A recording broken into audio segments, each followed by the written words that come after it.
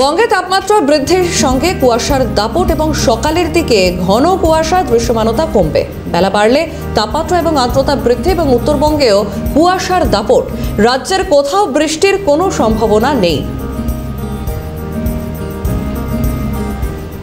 সরাসরি রয়েছেন আমাদের প্রতিনিধি সৌভিক গিরি। সৌভিক, ইতিমধ্যেই প্রায় নভেম্বরের শেষ, ডিসেম্বর দোরগোড়ায় এবং এই মুহূর্তে আগামী দিনে শীতের কি খবর? মানে কবে সেই হাড় কাঁপানো ঠান্ডা অনুভূত করবে মানুষ?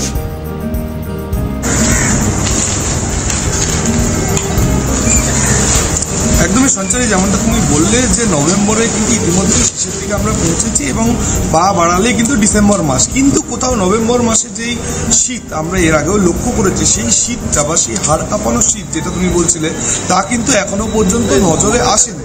এবং এই শীত কবে বঙ্গে জাঁকিয়ে পড়বে তা নিয়ে কিন্তু এখনো কিছু স্পষ্ট করেনি আলিপুর আবহাওয়া দপ্তর।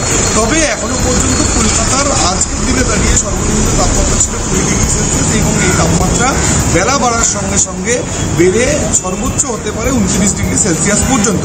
তবে আপেক্ষিক আর্দ্রতা অনেকটাই বেশি রয়েছে, ফলে দক্ষিণবঙ্গে এবং উত্তরবঙ্গে দুই বঙ্গেই কিন্তু কুয়াশার বেশ একটা প্রবণতা দেখা যাচ্ছে। সকালের দিকে এবং রাত্রের দিকে কিন্তু বেশ ভালো শীত অনুভূত হচ্ছে। তবে বেলা গড়ানোর সঙ্গে সঙ্গে কিন্তু বেশ আপেক্ষিক আর্দ্রতার জন্য কিন্তু একটা অস্বস্তিজনিত সমস্যা কিন্তু থেকেই যাচ্ছে। তবে কুয়াশার যে বিষয়টা বলছিলাম, সেই কুয়াশার বিষয় কিন্তু দার্জিলিং, কালিম্পং ইত্যাদি উত্তরবঙ্গের যে জেলাগুলি রয়েছে সেখানে কিন্তু সকালের দিকে বেশ ঘন কুয়াশা কিন্তু দেখা যাচ্ছে, এমনকি সূত্রে খবর রয়েছে। এবং দক্ষিণবঙ্গের ক্ষেত্রে মেদিনীপুর, বীরভূম, বাঁকুড়া এইসব জেলাগুলিতে কিন্তু বেশ একটা কুয়াশার যে ঘন দাপট, সেই দাপটের মধ্যে একটা প্রবণতা রয়েছে।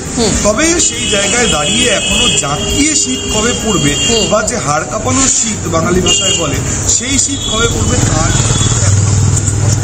একেবারেই ধন্যবাদ সৌভিক। আপাতত তার মানে যেমনটাই জানা যাচ্ছে, হাওয়া অফিসের তরফ থেকে খবর যে এখনো পর্যন্ত সেই হাড় কাঁপানো শীত মানুষকে অনুভূত করতে গেলে এখনো কয়েকদিন অপেক্ষা করতে হবে। সঙ্গে ছিলেন সরাসরি আমাদের প্রতিনিধি সৌভিক, ধন্যবাদ।